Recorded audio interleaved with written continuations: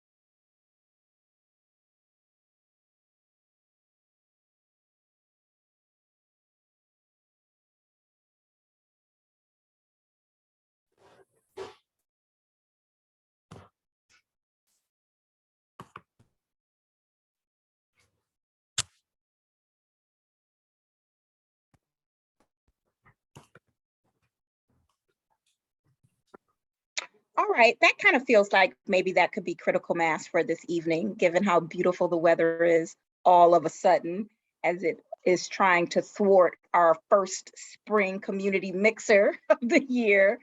But seriously, thank you all for being with us this evening. My name is Tabitha Montgomery. I serve the Powderhorn Park Neighborhood Association alongside some tremendous and amazing humans who are all with us this evening. I serve as the executive director role, but really what we've been attempting to, what we want to do with this community mixer series is do a better job of blending what we know to be the heart of our community and all the different people and systems and organizations that contribute to what we believe to be is community health, or us taking steps to try to talk about the additional things we need in our community to further community health.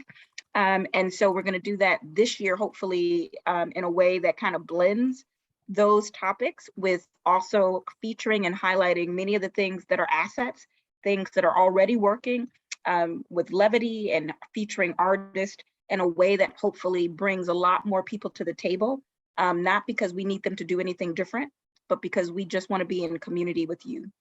So thank you. And I think that Julia, who is our community coordinator, already dropped in the chat that if you guys, if you haven't already done so, take a moment, kind of get to know each other, drop your name and your pronouns into the chat. And I think there's something about what are you looking forward to for spring?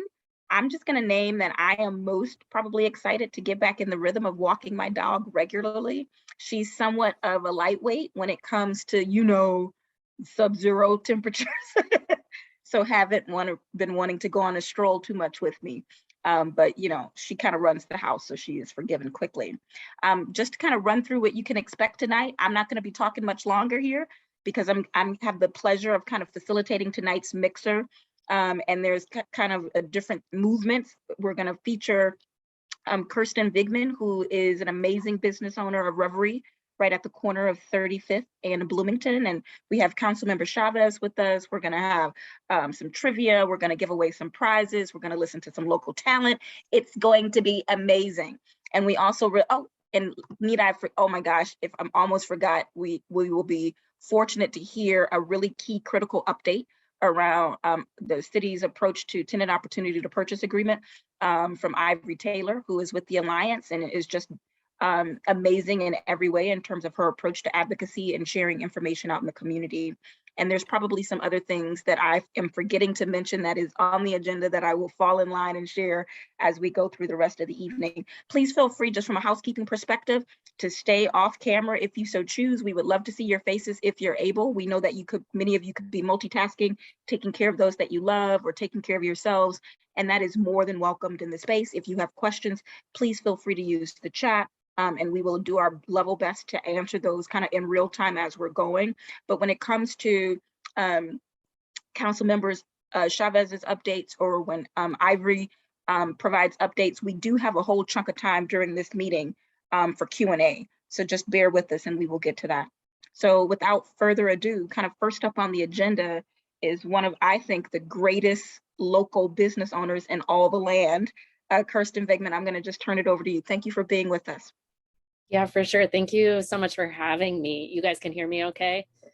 I am in a storage closet because I'm also at work right now. My name's Kirsten. I'm gonna just flip through these slides super quickly. I wanted to just give you a super high level overview. I'm just one of the co-owners of Reverie. My life and business partner, Jeff, isn't with us tonight, but he says hello and also sends his appreciation for inviting us to be here.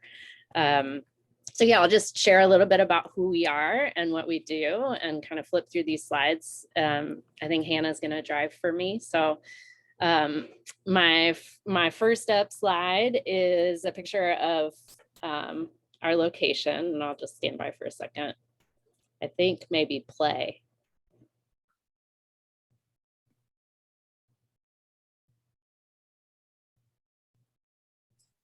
So sorry, y'all. That's okay. Not working very There we go. go. Awesome. What would a meeting be without like a technology issue? I know, right? So yeah, this is our space. We're at the corner of 35th and Bloomington. Next slide. And then next slide again. We are just right next door to Modus Locus Gallery. And then we're across the street from, of course, Mayday Cafe, Rethink Tailoring, Seawolf Tattoo, Kitty Cutters, Canine Kitty Cutters, I think is their name.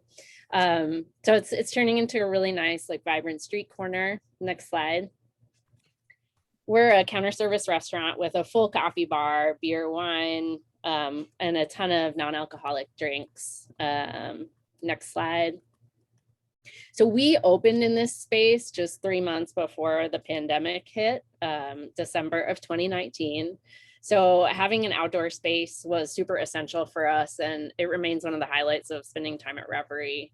It's a sweet, shady respite away from the noise of the street. And we also have plans to work on this space and make it more accessible to other folks in hopefully this summer. Sorry, stay on that slide right before if you can. We like working with artists, and so this is a great home for us, and you'll find a lot of creative work on our walls, both inside and outside, and we try to hire artists whenever we can to do any kind of that aesthetic work for us. Next slide.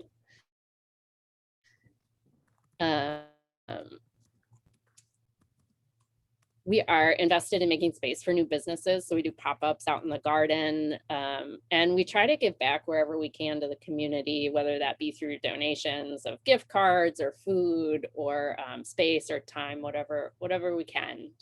Next slide. Before Powderhorn, we had a food truck for a couple of years, which was the in-between stopgap between a little venue and cafe that we had at the intersection of Franklin and Nicollet prior to that for 2 years. So Reverie has been on a long roller coaster of a ride before finding what we hope is our forever home here in Powderhorn. Next slide. We're 100% plant-based, and we have a ton of gluten-free options. We're really good at accommodating dietary needs, and whether that be like nut allergies, gluten allergies, dairy sensitivities, yada yada.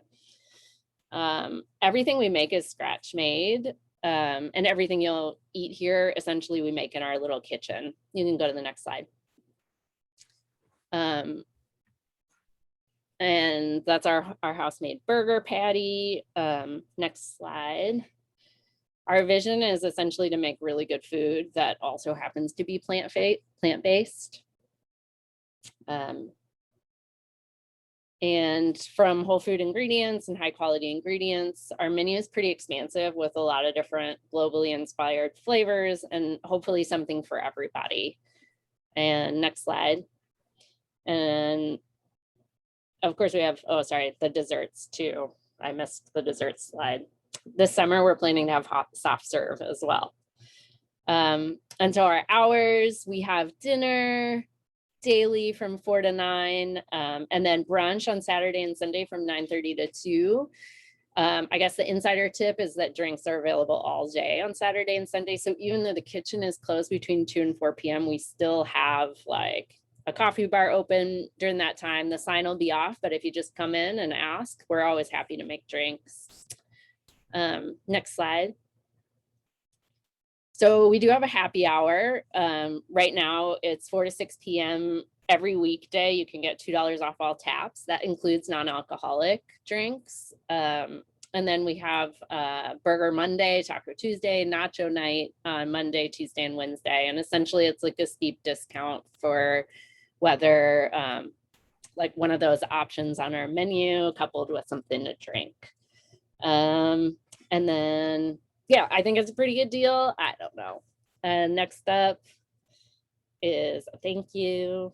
And that's really all I wanted to share. I just was hoping that you could share a little bit about who we are. We try to keep things super affordable for folks in the neighborhood. We have a program on our online ordering and in person where you can pay what you want or what you can for items on the menu.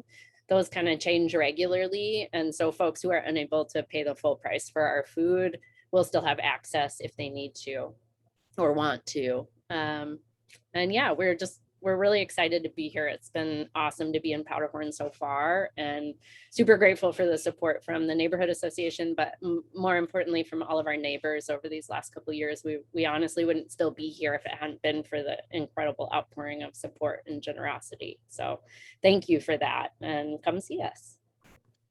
Well, warm hands, and let's just give it up for Kirsten and Jeff and Reverie in general. I mean, guys, part of like our mixers, I think that many of you, we don't believe that we're kind of sharing completely new news. Many of you may already be familiar with Reverie or have been a patron of Reverie, a fan of Reverie, or somewhere in between. And the truth of it is, what we know to be true is that sometimes there's just things in community that are hidden gems that you heard people talk about that you weren't quite familiar with. And part of our work in community is trying to help bring people together and expose people to new resources and people and possibilities. And I think Kirsten and Jeff fit all of those buckets. Not only are they amazing entrepreneurs, but guys, just to be cutting across the field, I mean, man, did they help hold us down during 2020, just a few months after they opened their business, and just stood in a posture of service, giving away free food. I mean, Kirsten is clearly just underselling all the amazing ways that they contribute to that our community and that corner.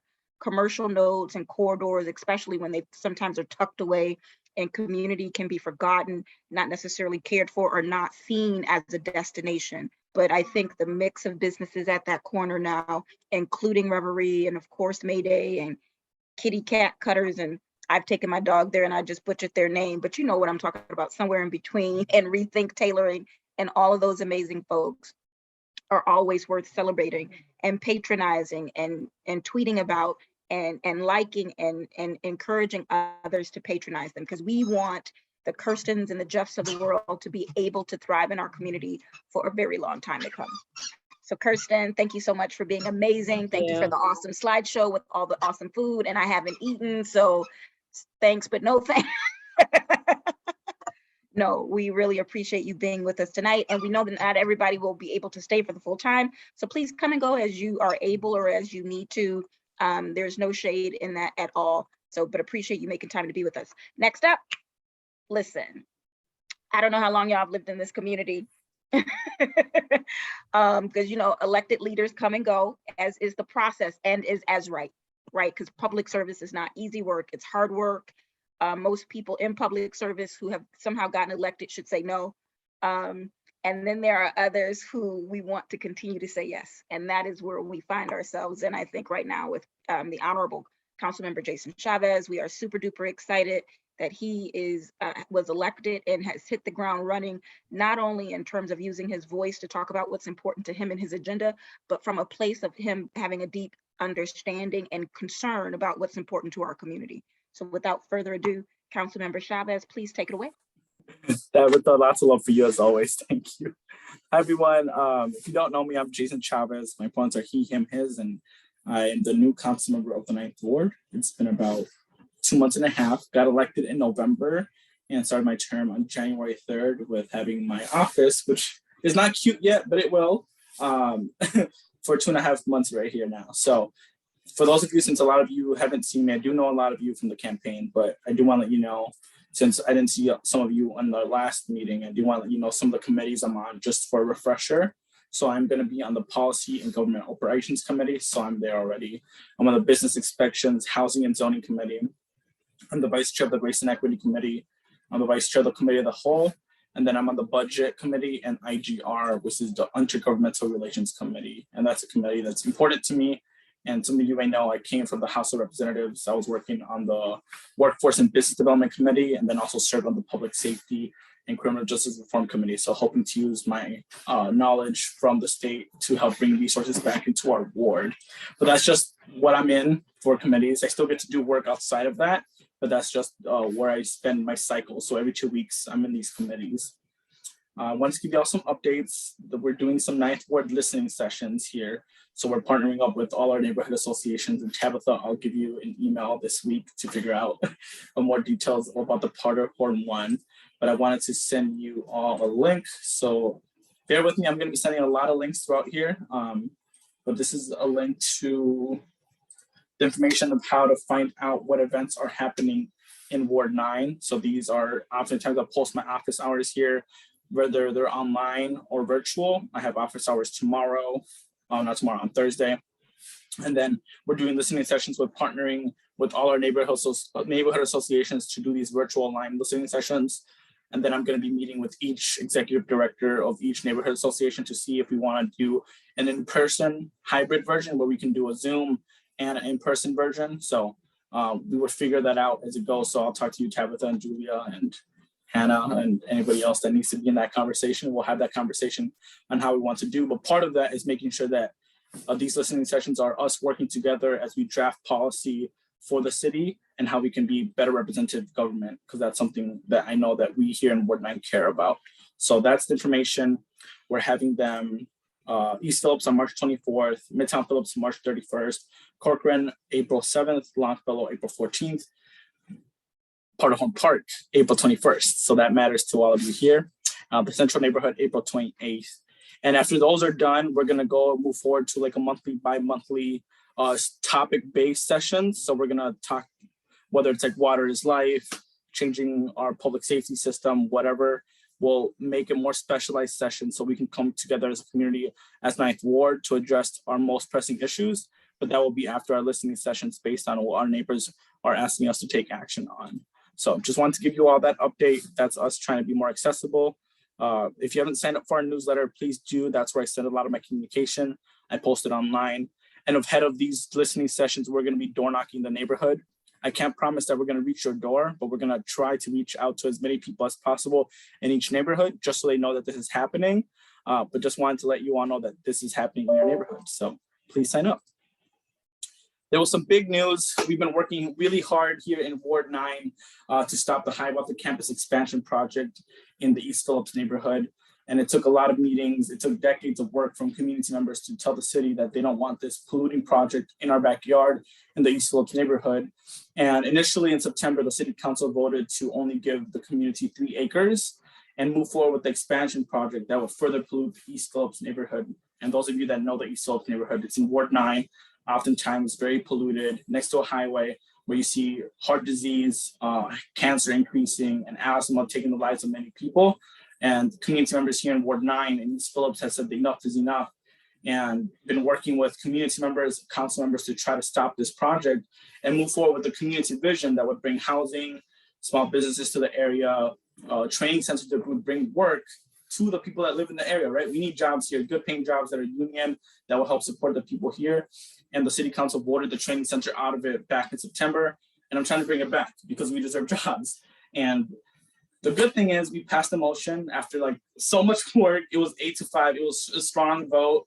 The city council said, you know what, we're moving forward. The 9th Ward matters. And we believe that community can have a vision forward.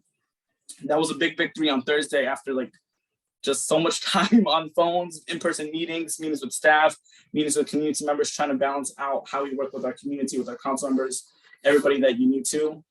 We had a lot of obstacles in place. It was not an easy thing. We had a lot of people trying to make sure that this wouldn't succeed, but we did it. And I call that the fight of the Ninth Ward. We're fighters here. We don't give up. We make sure that our community matters. The flip side, we got vetoed. So we got a veto over the weekend on Friday. Unfortunately, I didn't get a call ahead of the time of the veto. So I got an email from the city clerk saying that the mayor vetoed our action. And I know that it's an unfortunate decision because one, our community time and time again has to prove its worth. And I'm sick and tired of the Ninth Ward, people in East Phillips continuously having to prove their worth. And I'm tired of that, but you know what? We're gonna keep on fighting. It's not a veto that's gonna end us. We're gonna keep on working with the conditions and figure out how we can move forward because the Ninth Ward matters, our community matters, people in East Phillips matter. And I know, I just wanna let you all know that you all have made commitment to keep on working hard because we need to get this through. And I could see a future of us making sure that we make this through. So it's not over. The veto language makes sure that there's commitments that we can move forward if we just address some of the concerns that people have.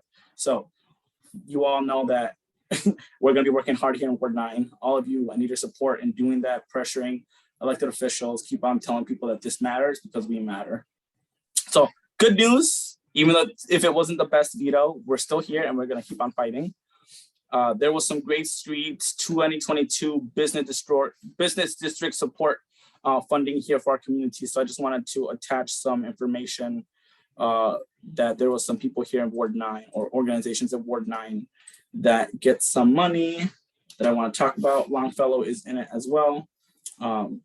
Some cool things in Ward 9 that can happen from not a lot of money, but it's enough money to do something visible that could be fun for our community. So we passed this a couple on Thursday. So it's Friends of the Global Market, some activities on Lake Street, some Latino Business Association, just some visual artist stuff that we can do for our community. So just wanted to share that info for all of you to have. Redistricting. I know I give updates on redistricting a lot, but it's almost official. The Charter Commission approved the district. Powderhorn is staying in place, so we are not losing any of our Powderhorn neighbors, which is really good to know. We're losing some of the central neighborhood, which is a very special place in my heart. So it makes me a little sad, but we're not losing all of central, we're just losing some of it. And we're gaining all of the Longfellow neighborhood. So not the neighborhood, not the Longfellow like area, but the neighborhood itself.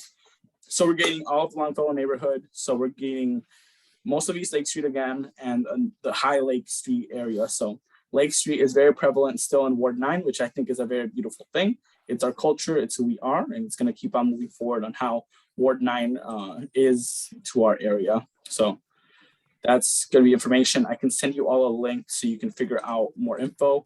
We're gonna be voting on the finalized map next week. The city council doesn't get to decide the changes. I'm gonna vote for it because I'm not gonna get in the way of a process that didn't involve me.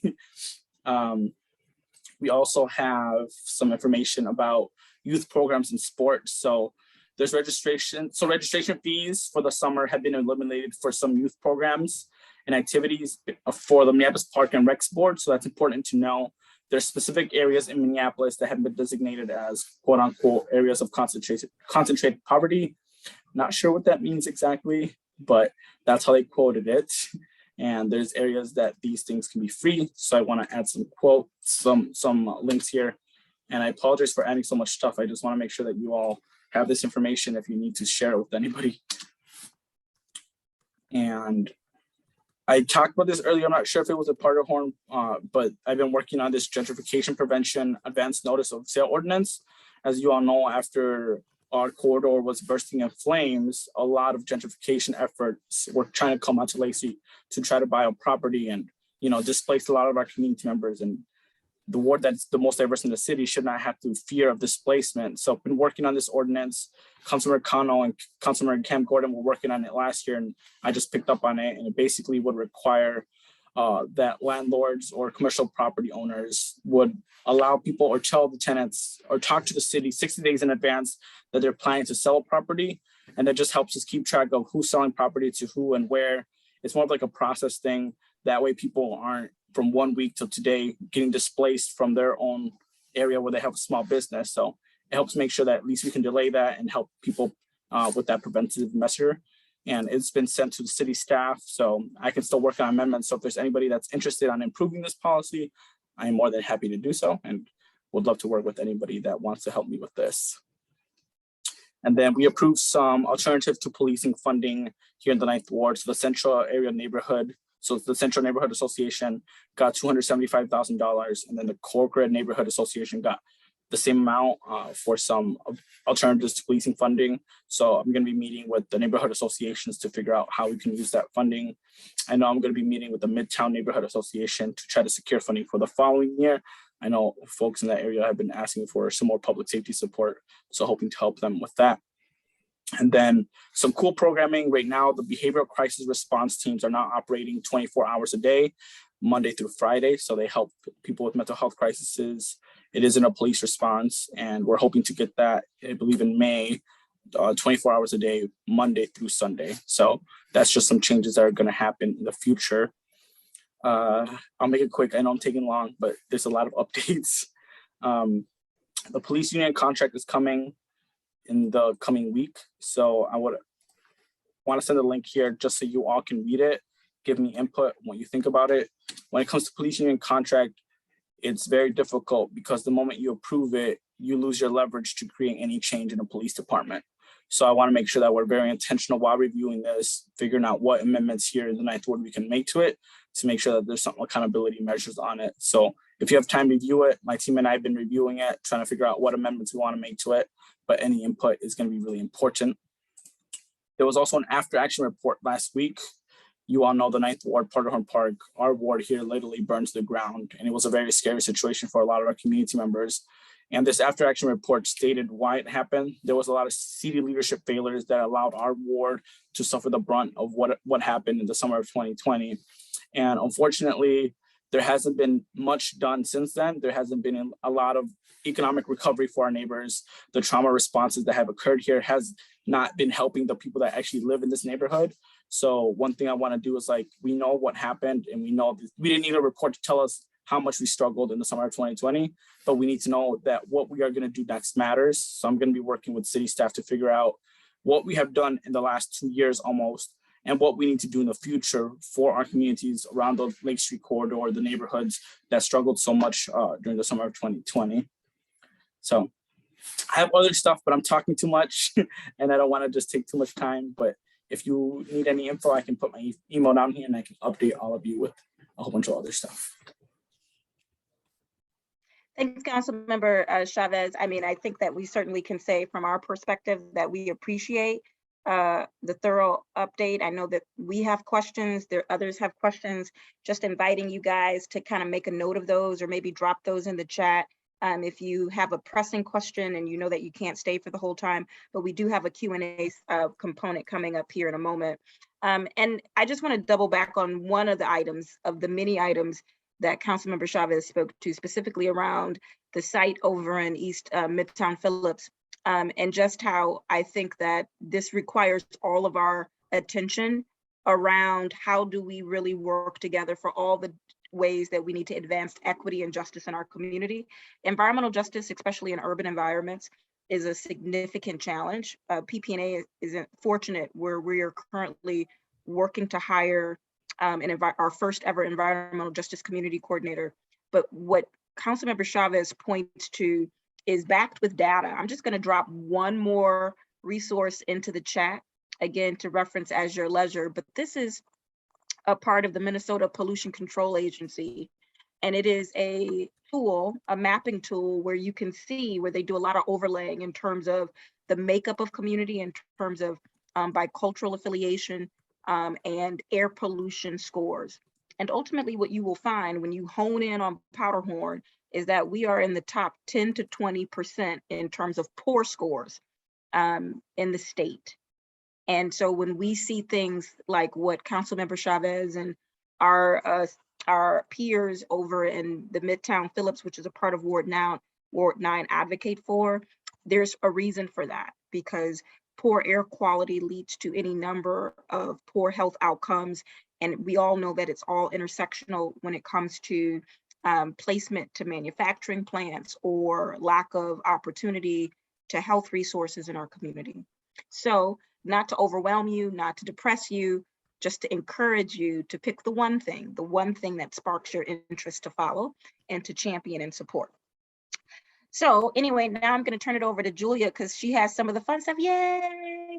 It is our, and not that all the good information about all the hard work that our elected leaders are doing is not fun, but a different type of fun in terms of a little bit of trivia. Good luck to you all. Thanks, Tabitha. Okay, everyone. Nice to see you all. My name is Julia. I work at PPNA as the community coordinator, and I use she, her pronouns.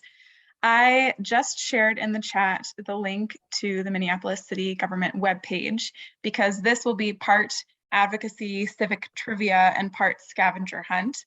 I'm going to use the Zoom poll to ask a series of questions, and you can find the answers to these questions on the city's webpage, and you will want to look at the government tab, which is on the far right. So I'll give you all a second to open that.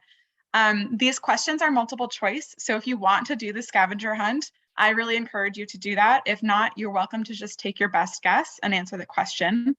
Whoever gets the most answers will get to choose between a piece of art or some new PPNA swag that we've designed. We have some new t-shirts and hoodies and tote bags. So that's some motivation to play this game. And we've designed this because we know that a lot of information can be challenging to find, and part of it is knowing where to look. So in my job as a community coordinator, there are a bunch of resources on the city's website that I use all the time to track where things are and what's going on in our city. So I'm hoping that this will help you do the same. And without further ado, I'm going to share the first question. I'll give you all a minute or so, and maybe we'll wait until there's a critical mass of responses before moving to the next one. So I'll share the first question now. Does everybody see this question on their screen? Get a thumbs up? Okay.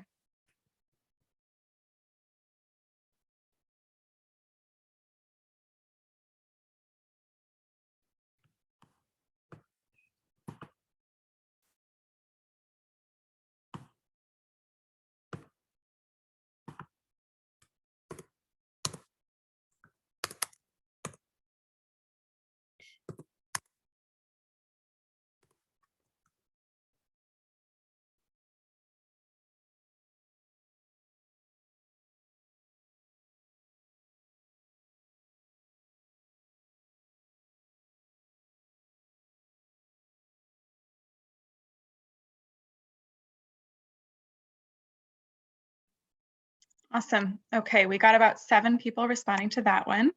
So I'm going to share the next question and we'll go over the answers at the end.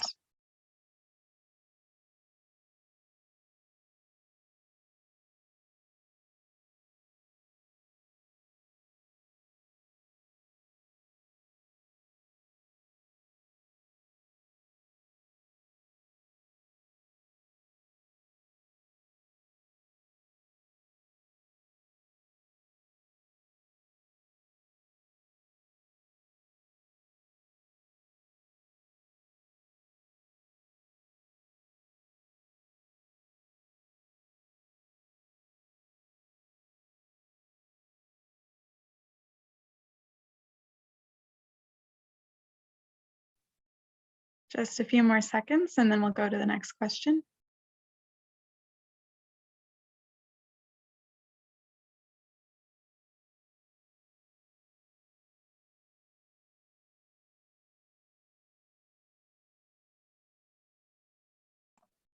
All right, question 3 of advocacy themed trivia. This one might take you a little while. What does that mean?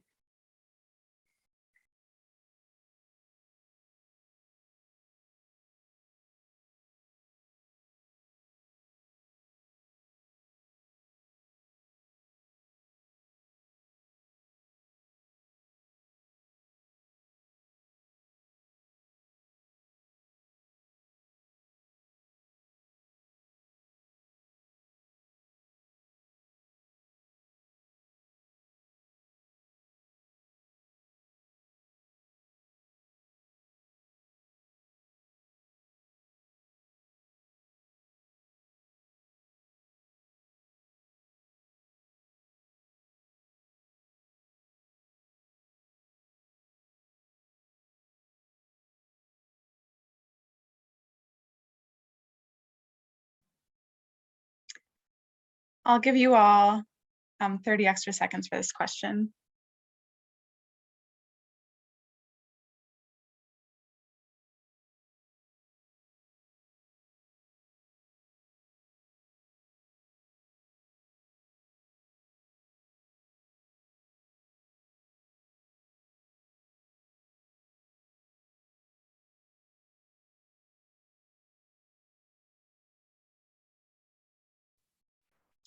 Okay, on to question 4.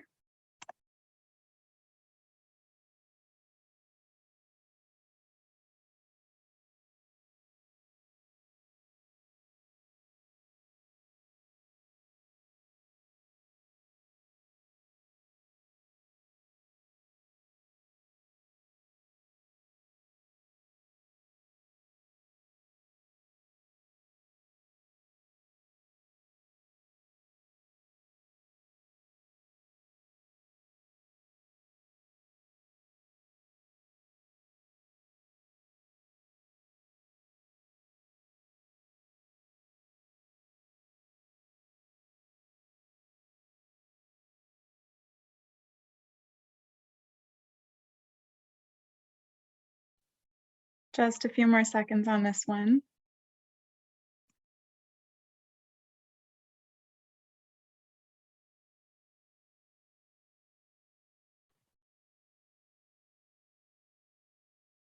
Okay. Question 5.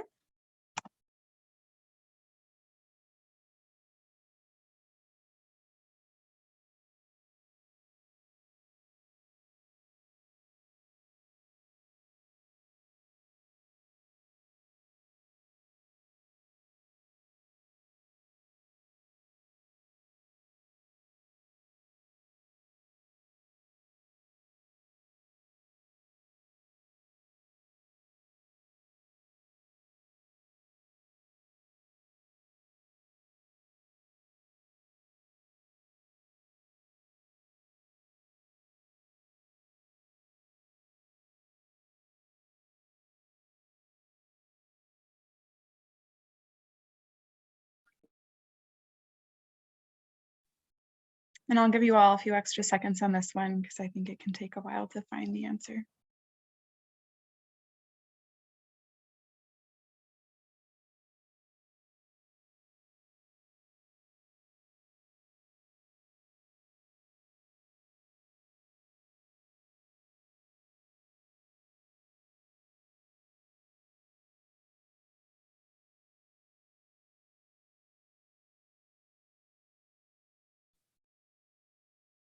Okay.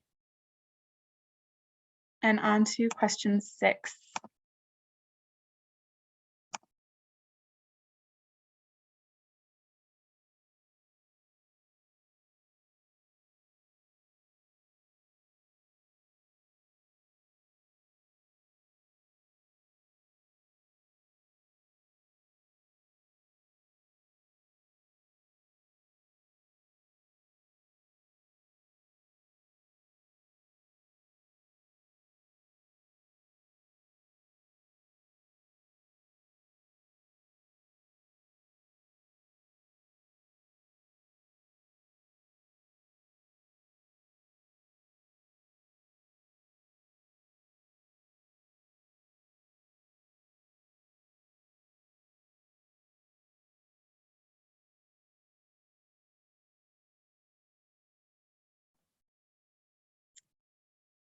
Okay, ending this question in just a second.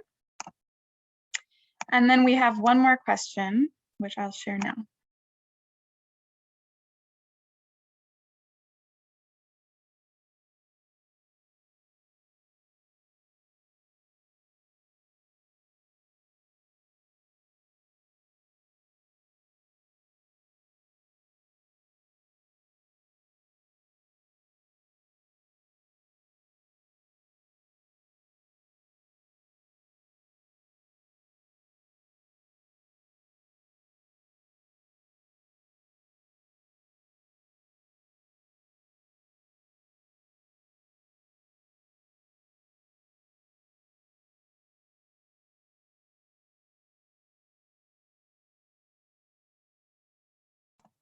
Okay, and just a few more seconds and then I'll close this last poll.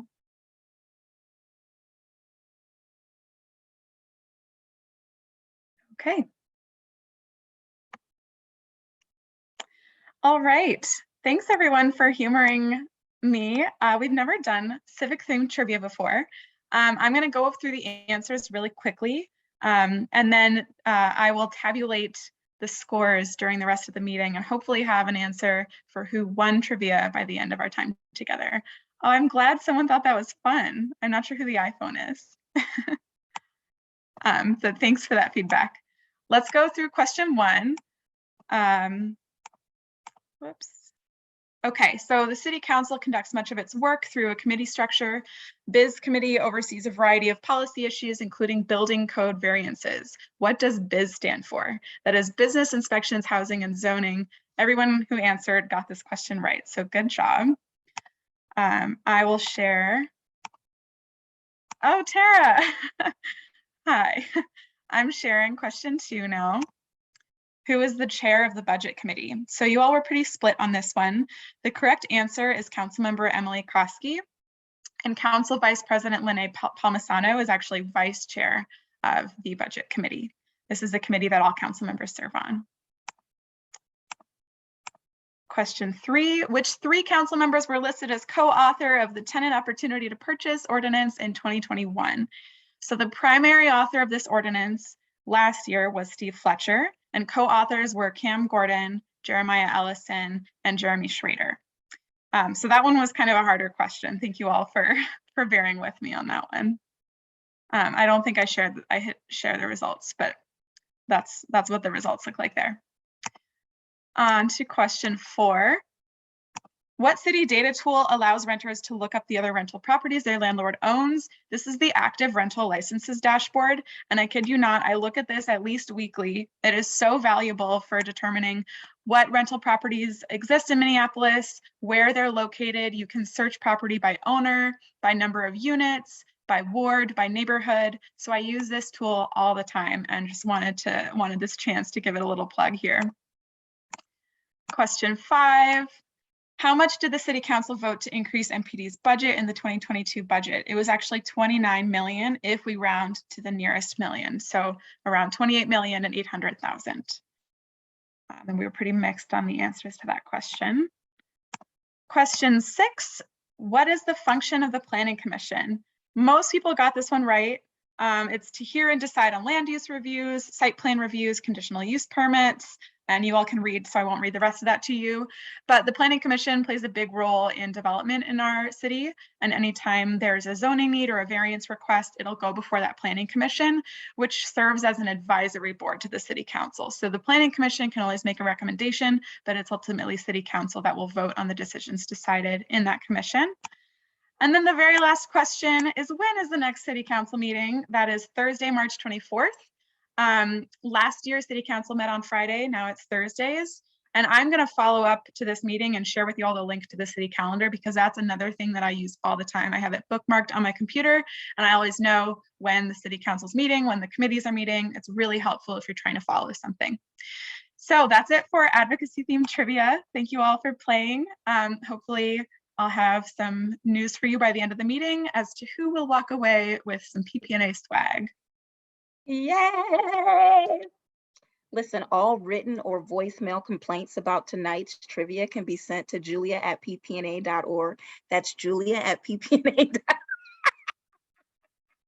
Just kidding, it's a team effort. Next up, I'm gonna turn it over to him.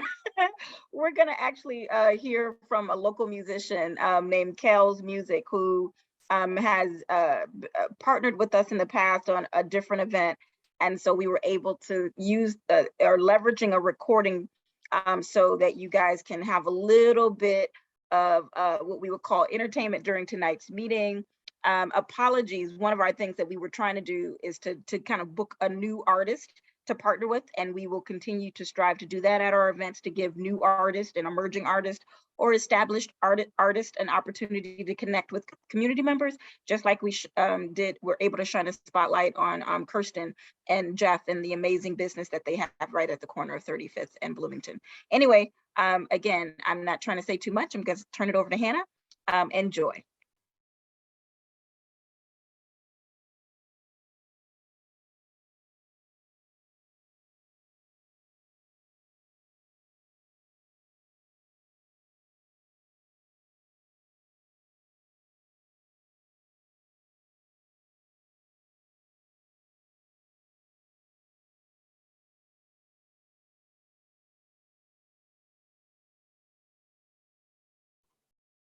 Just give us one moment, folks. It looks like our sound is not on Hannah's end. So Hannah, I think that you're going to have to come off mute. I'm sorry. I thought the video would work for you. Let's start that over here. Does this work now? Yep, that's perfect. Thank you. Okay.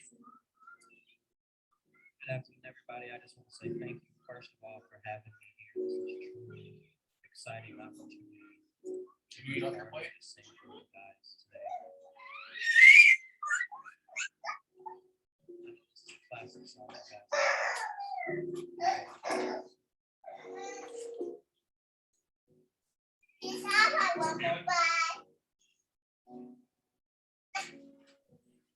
It's still a bit hard to hear. Oh, there we go. Backwards thinking ahead. What it used to be. There was so much different. War is poverty. What are you doing? Wake up, teachers, competition day. Maybe then the lesson. What you have to say. Cause they're the ones who brought it up. Brothers and sisters. Touch your very best you can. World won't get no better if you just let it be. World won't get no better. We got to change again, just you and me.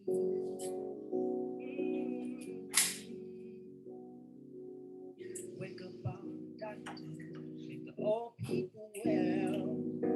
They're the ones who suffer, catch all the hell.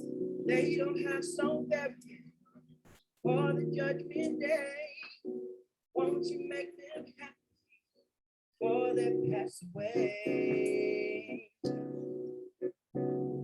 Wake up all builders, time to build a new day. I know we can do it if we all lend a hand. Only thing we have to do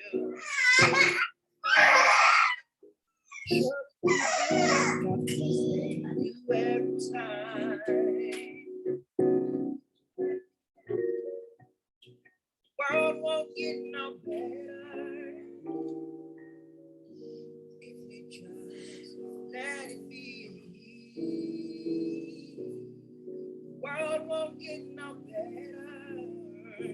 We gotta change again, just you and me. Oh. World won't get no better if we just let it be. World won't get no better. We gotta change again, just you and me. Oh, we gotta change again.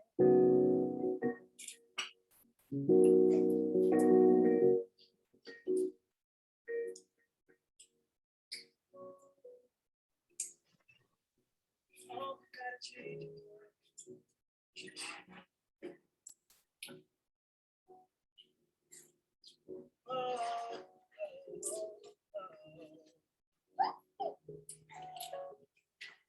change.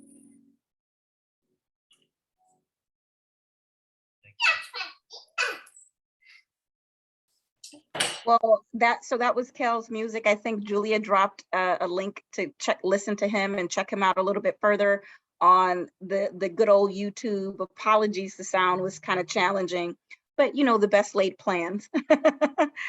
Anyway, we're gonna go ahead and move on with our next guest, Ivory Taylor, who is with the Alliance, is gonna provide some deeper insight around one of the key policies or a current key policy within that housing justice space that is still taking shape within the city of Minneapolis. So Ivory, I'm going to turn it over to you.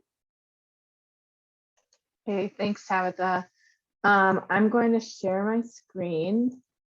So again, I'm Ivory Taylor. I am a coalition organizer with the Alliance. I was actually previously the organizing director with Homeline, which was on 35th and Bloomington. So definitely miss being over that way. But in my role at the Alliance, I am working, continuing work with the Housing Justice League, who's pushing, along with PPNA and other partners, to advance the tenant opportunity to purchase at the city of Minneapolis. So I'm going to dive in a little bit more to kind of what it is, why it's important, and how you can get involved. So first, just a little background on who the Housing Justice League is. We're a coalition of nonprofits, tenant organizers, and advocates that have been working to advance renter protections in Minneapolis since 2018. We really coalesced around the slate of tenant protections that were passed a few years ago. Our core member groups are Homeline, the Alliance, Housing Justice Center, Inquilinos Unidos por Justicia, Jewish Community Action, Harrison Neighborhood, and PPNA.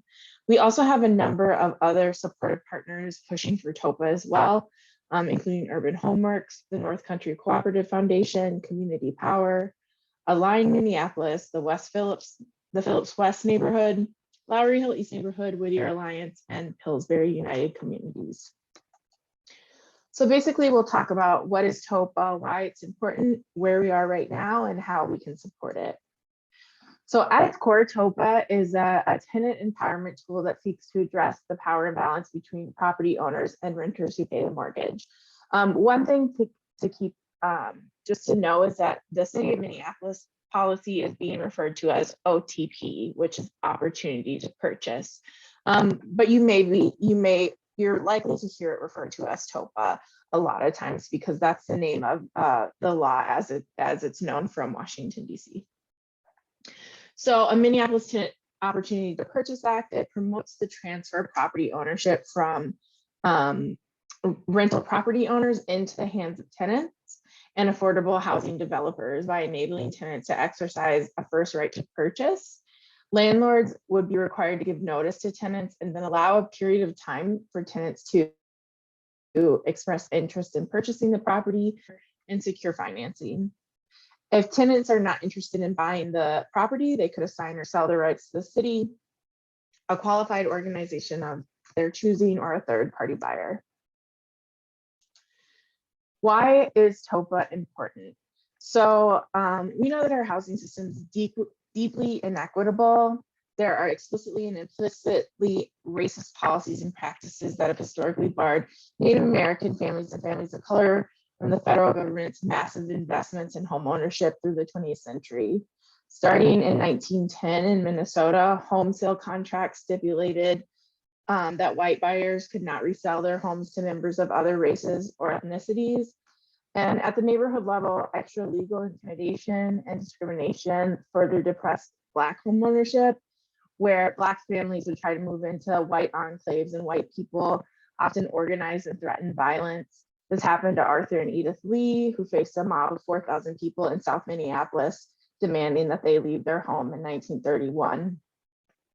With redlining, the foreclosure crisis, and now COVID economic impacts, corporate and local investors move in to purchase homes to use as profit extracting rentals. And our stock continues to go down and prices continue to go up as a result, further pricing people out of the market. So the graph you see right now is showing that Minnesota is well above the national average in disparities for home ownership between white folks and communities of color.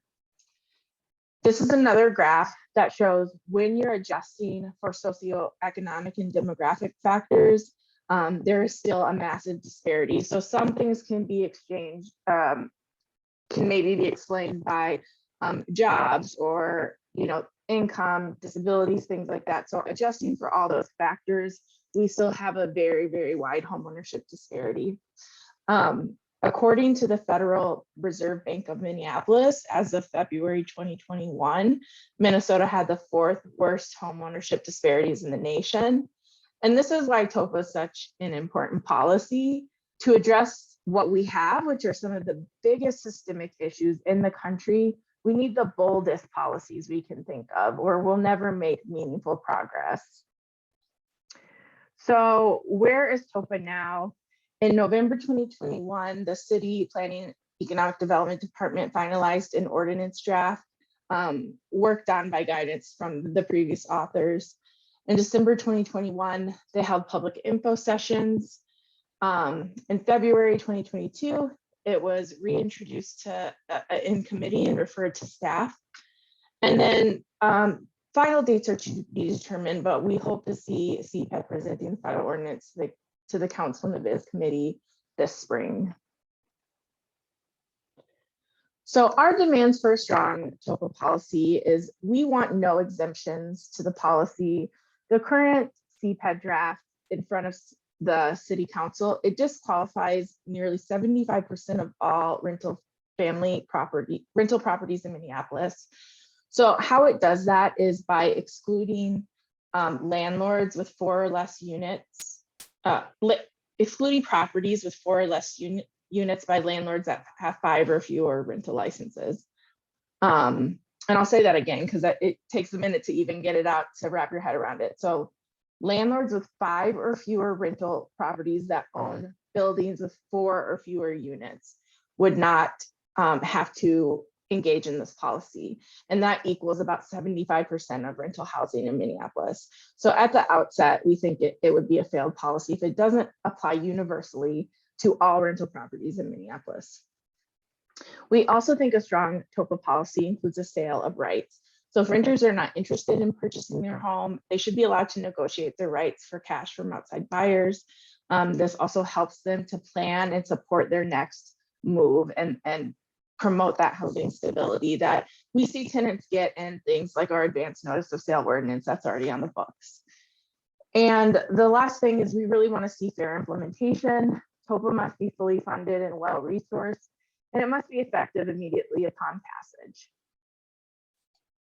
So there are numerous ways that you can plug in to support Topa as a community member. There are opportunities to submit comments to the city staff at times, the city council. You can attend public info sessions or events. You can sign on or author op-eds and letters.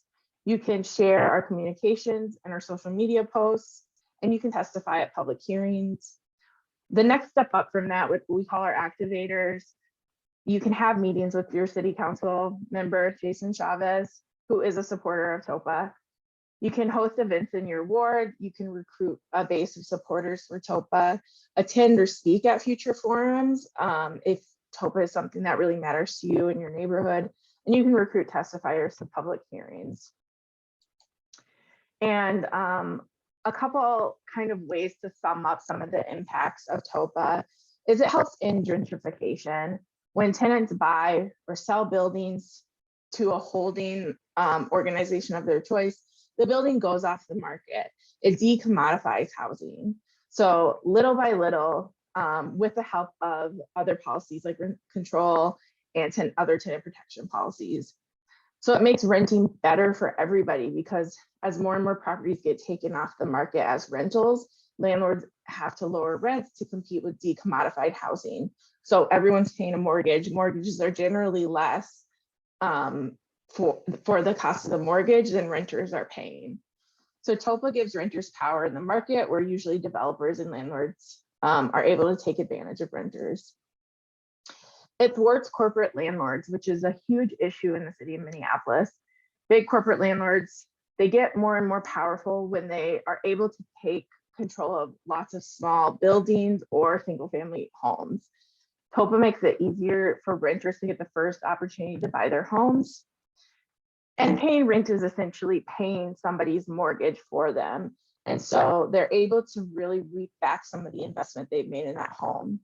A really big example of how this would help Minneapolis is the Zillow purchases that happened. So Zillow was in the news for basically buying up a lot of homes on the market, making superficial changes, and then manufacturing price increases across neighborhoods. So they'd buy multiple homes, sell one for higher, which then raises the market value of others, and they'd all start to sell for higher. Once they kind of got called out for that practice, they decided to sell their portfolio. And in Minnesota, they sold it to Pretium Partners, which is an investment firm that owns a lot of distressed properties in North Minneapolis. And so we lost 140 homes to this investment firm whose business model hinges on converting homes into rentals set up to maximize returns for shareholders. So this is at the expense of renters and usually in communities of color. And this removes opportunities for home ownership in places where people are rooted. So it's a tool to build more cooperative ownership as well. It allows renters to purchase and own their homes as a community, especially for multi-unit properties. And a local example, had Topa been enacted, the Sky Without Limits Cooperative in Minneapolis would have been able to purchase their homes and stop evictions a year earlier than they did. And then finally, it works in DC. Thanks to Topa, just in 11 years, tenants in DC organized to preserve around 1,400 units. It's been in the book since 1980. So we have a working model from which to show success and build an even stronger policy for Minneapolis. And so what I really want to just impress is that in order for us to really make meaningful progress, support our neighbors, undo some of the harms done to communities, we need the boldest policies we can have, because incremental policies are not going to get us to where we need to be. So that's really me wrapping up this, and I've got my contact info. You can also contact Julia, who's on the Housing Justice League with us, and I've linked our website, which I will download these slides and send over to be sent out after this meeting. But I look forward to any questions you may have in a bit. Thanks so much, Ivory. And like Ivory said, again, we can give it up for Ivory. Thanks for starting that, Christina. It's not easy sometimes to talk about not only the origins of policies, but some of the details of policies, and just to kind of be familiar in a way that they can share it with others is not always a skill that everyone possesses. So we appreciate Ivory being here with us tonight. Really next up, guys, before we launch into our Q&A, Julie and I are going to tag team on giving some general updates around what some of the things that PP&A are up to. And I'm going to ground it in saying that generally there's probably more things that we're trying to juggle than we have time to share in tonight's meeting. But one of the things that we believe in over the past several years is our ability to make further progress by being in partnership with community-based organizations and groups and/or individuals, because we know that we're stronger together. And an example of that is certainly by us being able to have Ivory's expertise tonight, the work that the Housing Justice League is doing, and PP&A strives to sit at the table with probably a half a dozen of other coalitions focused on different areas of concern or opportunity within our community. So that's kind of the place from which we're coming from tonight. Our goal is to kind of just highlight a couple of things that we are doing, not alone, but in partnership with dozens of other partners who really see opportunity and are fighting, like Councilmember Chavez had said earlier, for a healthier and stronger community for everybody. So Julia, why don't you take it away? Sure thing. Thanks, Tabitha. I'm just sharing in the chat a link where you can sign up for emails from PP&A. We send out advocacy updates about our events, and other emails about things that you might want to know about if you live, work, or play in Powderhorn neighborhood. So I want to start with a housing justice update. There's a lot more that I could talk about, but I'm going to focus on what's happening at the state with rental assistance. So you may know of Rent Help MN. That's Minnesota's program for emergency rental assistance for renters who are impacted by COVID-19. That program abruptly ended on January 28th, despite the continuing need from many renters in our state for rental assistance. We know that we need continued resources. We've heard from a number of our housing justice partners that there has been a dramatic rise in evictions since that has taken place. And we've heard anecdotally from people who have called PPNA looking for resources. And normally there's these programs I'm able to point people to, but I don't have anything to direct people to apply for at this moment because Rent Help is closed. And we have a budget surplus at the state legislature. We have like $9 billion budget surplus. So we, PPNA is joining our partners at the Equity in Place table and other housing justice partners to demand for $300 million in emergency rental assistance at the state. We know that the impacts of COVID are not over, so the support for renters who are struggling to make ends meet should also not be over. If you are interested in supporting that effort, you can call Governor Walz or your state legislators and tell them that we need more assistance for renters at the state level. In a little bit, I'll drop a link in the chat with some suggested talking points if you want to do that. The other and related update is that PPNA manages Renter Support Fund, which is a program to provide direct rent payments to cost-burdened renters in Minneapolis. Last year, we were funded through a contract with the city of Minneapolis, and unfortunately, those funds are not available to us this year. So the update here is that the Renter Support Fund is closed until further notice, and that is until we can find additional funding for the program. Last year alone, we were able to distribute over $300,000 to 335 renters. And we've been hearing from people who received funds last year who are wondering when the program will reopen. And we're doing our level best to find more resources for the program. So if you are interested in supporting renters in the community, and if you are able to do so in this way, we invite donations for the Renter Support Fund. We're kind of sharing that request far and wide because we know that it's going to take all of us to help ensure that renters in our city can experience housing stability. So again, I'll follow up with that link in the chat in a second here as well. I want to share an update related to equitable development, and then I'll turn it over to Tabitha. So as part of our work to advance equitable development in our community, we are a part of the 38th Street United group. And this is a group of organizations, businesses, and individuals that is working to secure resources and investments to benefit the 38th Street United cultural corridor. Right now, 38th Street United is working to put together a review panel. This will be community members, people who live or work along the 38th Street cultural corridor, and the panel will review applications for funding and make final funding decisions to award funds to community-based projects. This is all happening in connection to the Minnesota Main Street Revitalization Program. It's kind of a mouthful. It's just funding in the form of loans or grants to support businesses and people living along corridors that were impacted by COVID-19 and by the events in the uprising following the murder of Mr. George Floyd. So there's some state resources. 38th Street United is developing a community-based panel to help distribute those resources to projects that have a connection to the 38th Street cultural corridor. And you are all, we're sharing the invitation far wide for people to join the review panel. It is a volunteer position, but you panelists will receive $500 for the work that they contribute. And we have an info session coming up on March 29th. That's a Tuesday. It'll take place at 11:30 over Zoom, and you can learn more about the review panel or the Main Street Revitalization Program if you're interested in applying for that. So that's the last link I'll share in the chat. And I know it's kind of a wordy topic to talk about, but there will be more detail and we'll be able to answer any questions you have about that program during that community info session on the 29th. So with that, I'm going to hand it over to Tabitha to talk about any other updates. Thanks, Julia. The two updates I'm going to talk about falls into two different categories. So one is related to PPNA's work, what feels like ongoing, long-standing work around holistic livability and safety.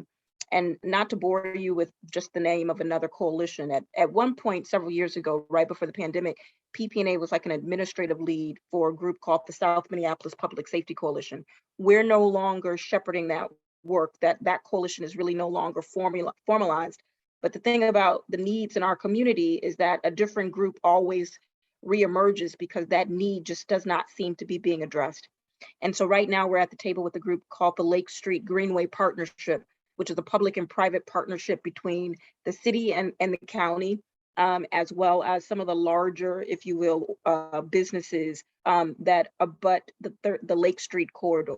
So Alina and Wells Fargo and so forth. And inclusive of those groups, there's a ton, I shouldn't say a ton, but dozens of community-based organizations, nonprofits, and business representatives that are also at that table. And there's a committee, there's a livability and safety committee that is really at this point trying to think through how do we become better champions of the needs that we need in our community, the resources that we need in our communities, so that we're not just simply talking about criminal occurrences or livability challenges after they happen, that we all feel very confident that we have the right mix of resources and tools in place to prevent these things from happening in our community to begin with. And one of the things that I would name that PPNA is leading, that we're taking steps to lead, is trying to do a deep assessment of programs and services that the city and the county are already funding to help the community to understand more deeply where the money is going. Because the belief that we have is that the current recipe is not getting us the outcomes that we want. So when you hear big numbers like 197 million for the police department budget, or 10 million for public health within the city, or $500 million in terms of county corrections, those numbers sound impressive. They sound like, they're doing everything they possibly can. And yet, what the truth of those numbers reveal is that there's a lot shrouded in that detail that's still not manifesting itself in communities like ours with the type of positive impact on correcting or preventing negative behavior in our community. So PPNA is hoping to taking the charge to consolidate, to create like a dashboard that people can kind of see more clearly where is the money going, so that we can also advocate for where it should go to get better outcomes. And one of the things that Ivory spoke to in terms about not needing half policies or incremental policies and incremental steps, I would just encourage you guys to think about the deficits and the disparities in our community. And when you hear the things around where funding is going or programs that are being piloted, just think to yourselves, is that going to contribute an equal and opposite enough impact in order to move us away from what we have?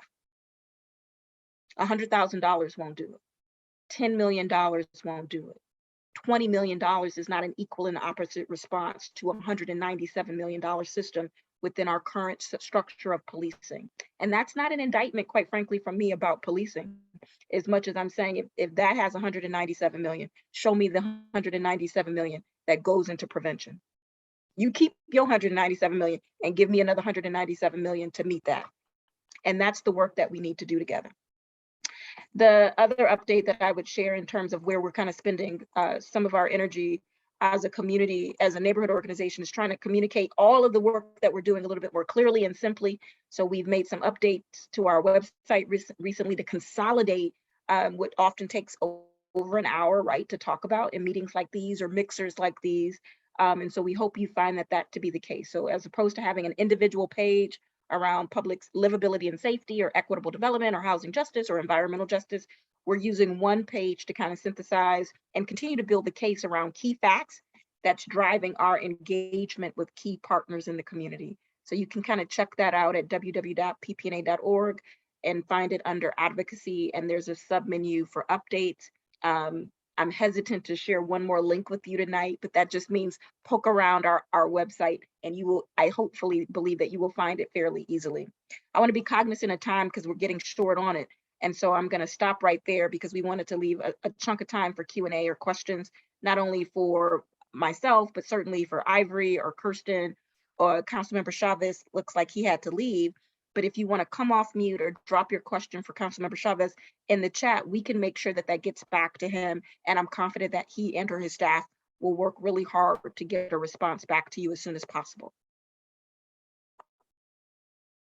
Questions, comments?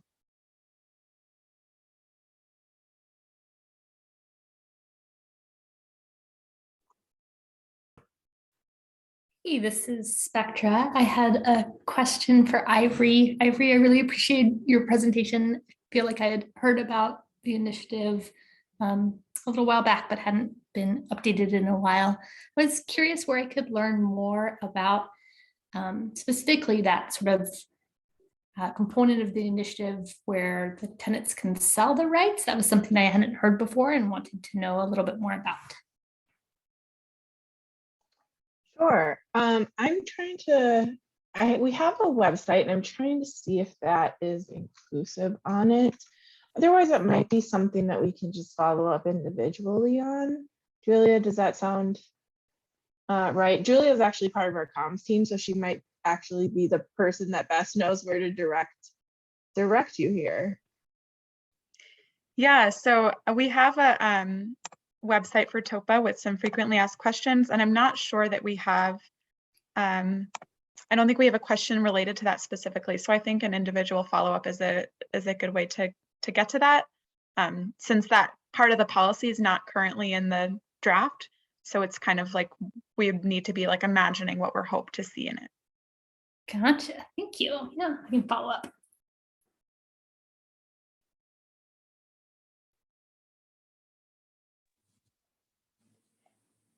This is Saraswati Singh. Thank you for letting me attend today. And the presentations have been really helpful. I'm running for Hennepin County Attorney, but I heard a lot about housing, public safety. I wanted to know what do people feel are like the most pressing issues right now within the Powderhorn community?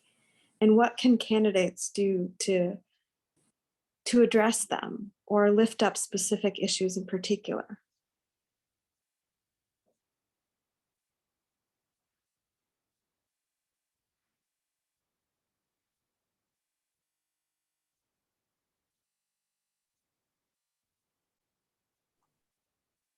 No one wants to answer. I am happy to to share my thoughts, but I'm also cognizant that this is a community space. Mhm. Honestly, for me, in service of the community and this organization for the past 7 years, I would say that, and what I've said before in different ways, is that the single biggest issue is the significant lack of resources and policies that work for the communities that look like ours.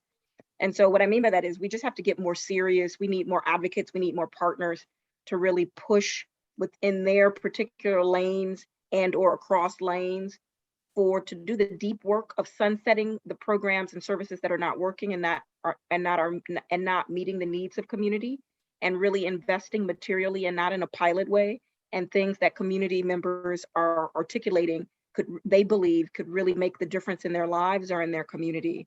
And oftentimes the new things are met with skepticism and a modest investment, which never then allows us to, I think, get ahead of the needs in our community, because it's not just housing, it's not just this idea of livability and safety, and often it gets animated when there's a shooting, and yet there's so much harm that can happen behind closed doors in terms of domestic violence, or whether or not a child has enough to eat, that is also violent in our community and reduces our overall community wellness, that we don't have a dashboard for, like what the police produces in terms of gun violence and or thefts and or robbery. And not to minimize any of that, it's just the fact that sometimes we get caught up talking about the one thing when it's all the things. And we have to take a step back and say, do we really have the system that's going to address the things that we're talking about? And right now, candidate Singh, I would say we don't, and we all know that, because every year it's the same system. And the disparities, if you go back 10 years, 20 years, 30 years, 40 years, 100 years in this country, the trends are the same. The trends are the same because the systems and the institutions are so woven into the fabric of how we approach all the things. So we need people who are bold enough to declare and demand material shifts in how we approach the needs in our community, and not in a drip, drip, drip way. We've done the drip, drip, drip way. We need material, not radical, but material and sober investments in change. Thank you. I'm running for a nonpartisan office, and just knowing what everyone feels, because they can all vote, is just really important. So thank you for sharing that. Of course. Well, listen, folks, we know it was been a beautiful day and it's 7:22. We were slated to go to 7:30. If there are no other questions, no pressure, you can always reach myself or Christina or Julia or Ashley or Hannah or the board at the email addresses that are on our website. We would be happy to connect with you further as your time or interest permits. I'm going to turn it back over to Julia to do our last prize drawing, or even the first drawing, in terms of if you've tabulated who won and get to choose between a piece of art. And I forget the other thing, apologies. And our new PPNA swag, Tabitha. I'm gonna get in trouble for that at the staff meeting. So I'm sorry, everyone. I did test this yesterday and thought it was possible to download poll results during the meeting. I've not been able to do that tonight. So you'll just have to sit in suspense until we follow up after the meeting with the winner of trivia. But that's not the only prize we were planning on sharing with you all tonight. So I did a random selection for one attendee of this evening to win a $50 gift card to Reverie Cafe. And I drew at random Allison. So Allison will follow up with you to share with you that $50 gift card to Reverie. Thanks for joining us this evening. Yeah, and then you'll hear from us via email with a bunch of links to follow up on what we've talked about, as well as the winner of trivia. Thank you all for joining us, and we hope to see you at the next Community Mixer in May. Wonderful. Thanks for your time. Enjoy that whole